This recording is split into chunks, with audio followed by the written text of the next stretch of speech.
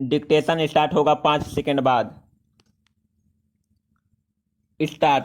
आदरणीय साथियों, भारत में पंचायती राज की मान्यता सदियों से रही है।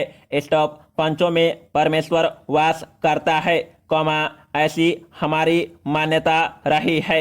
स्टॉप। वेदों में कहा है कि 5 व्यक्ति समर्पित रूप से मिलकर यज्ञ को पूर्ण करे। स्टॉप। स्वर्गीय राष्ट्रपिता महात्मा गांधी जी की मान्यता थी कि भारत की आत्मा गांवों में बसती है। स्टॉप। जब तक गांव स्वतंत्र नहीं होते, देश पूर्ण रूप से स्वतंत्र नहीं होगा। स्टॉप। गांधी जी के अनुसार सच्चे लोकतंत्र का परिचालन केंद्र में बैठे व्यक्तियों द्वारा नहीं कराया जा सकता है। स्टॉप। इसका क्रियान्वयन प्रत्येक गांव के निवासियों के माध्यम से ही होना चाहिए। स्टॉप। उनके अनुसार जन समर्थन प्राप्त पंचायतों को कोई भी कानूनी कार्य करने से नहीं रोक सकता। स्टॉप। गांव का प्रत्येक समूह या उस समूह के सदस्य अपनी पंचायत बना सकते हैं, चाहे भारत के अन्य गांवों में पंचायतें हो अथवा नहीं हो। स्टॉप। गांधी जी की यह मान्यता थी कि हर अधिकार कर्तव्य से ही मिलता है। स्टॉप। ऐसे अधिकारों से कोई भी वंचित नहीं कर सकता। स्टॉप। पंचायत लोगों की सेवा करने के लिए है तथा भारत का हर लोकतंत्र इकाई गांव ही है। स्टॉप। भारतीय संविधान के अनुच्छेद 40 में पंचायती राज के संबंध में अंकित किया गया है कि राज्य ग्राम पंचायतों का संगठन करने के लिए अग्रसर होगा तथा उनको ऐसी शक्तियां और अधिकार प्रदान करेगा जो उन्हें स्वायत्त शासन की इकाइयों के रूप में कार्य करने योग्य बनाने के लिए आवश्यक हो। स्टॉप। इस उद्देश्य से प्रेरित होकर भारत सरकार ने पंचायती राज व्यवस्था को सुदृढ़ करने के लिए समय समय पर कदम उठाए हैं। स्टॉप। 2 अक्टूबर 1952 को भारत सरकार द्वारा ग्रामीण विकास हेतु सामुदायिक विकास कार्यक्रम प्रारंभ किए गए। स्टॉप। इसके अधीन स्थानीय विकास हेतु सरकार द्वारा विकास खंडों को अनुदान राशि दी गई। स्टॉप। भारत सरकार ने देश के ग्रामीणों का सर्वांगीण विकास करने हेतु पंचायत राज संस्थाओं के संबंध में 1957 में बलवंत राय मेहता समिति का गठन किया।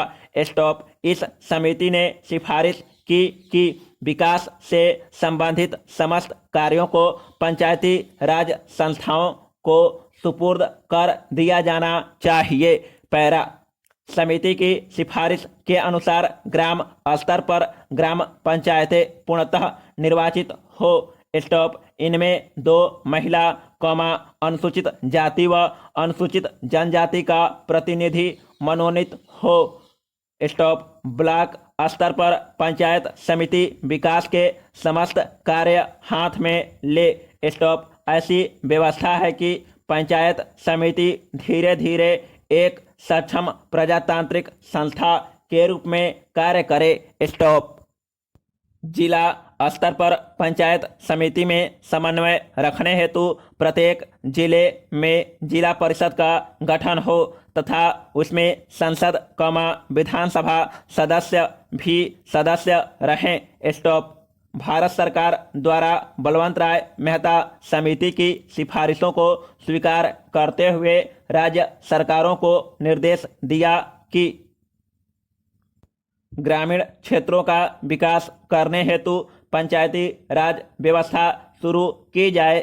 स्टॉप। राजस्थान सरकार ने देश में सबसे पहले 2 अक्टूबर 1959 को नागौर में दीप प्रज्वलित कर त्रिस्तरीय पंचायती राज व्यवस्था आरंभ की।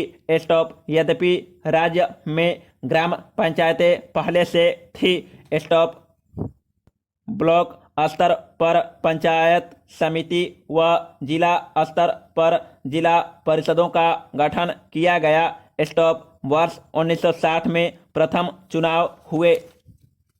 स्टॉप आदरणीय साथियों, कई सरपंच निर्विरोध चुने गए। स्टॉप अनेक चुनाव के बाद जीतकर सरपंच बने। स्टॉप ग्राम पंचायतों के सरपंच ही पंचायत समितियों के सदस्य बने एवं उनमें से प्रधान व उप प्रधान अप्रत्यक्ष रूप से निर्वाचित होते रहे। स्टॉप सब पंचायत समितियों के प्रधान, सांसद व विधानसभा सदस्य जिला परिषद के सदस्य बनते रहे।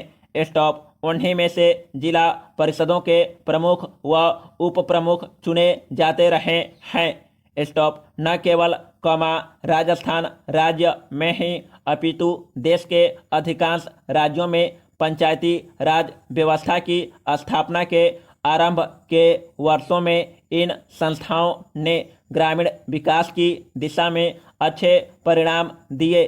स्टॉप लेकिन कुछ वर्षों बाद किन्हीं कारणों की वजह से पंचायती राज संस्थाएं अपने सौंपे गए उत्तरदायित्व को सही ढंग से निष्पादित करने में असमर्थ दिखाई देने लगी, अर्थात ये संस्थाएं अपेक्षित परिणाम देने में असफल रही। स्टॉप इसका सबसे बड़ा कारण इन संस्थाओं के पास वित्तीय साधनों की कमी रही। स्टॉप साथ ही अधिकांश राज्य सरकारों ने पंचायती राज संस्थाओं के चुनावों में भी अधिक रुचि नहीं ली। स्टॉप पंचायती राज संस्थाओं को अधिक गतिशील बनाने हेतु अशोक मेहता कमेटी ने सिफारिश की कि विकास कार्यक्रमों एवं योजनाओं को क्रियान्वित करने की जिम्मेदारी जिला परिषदों की हो।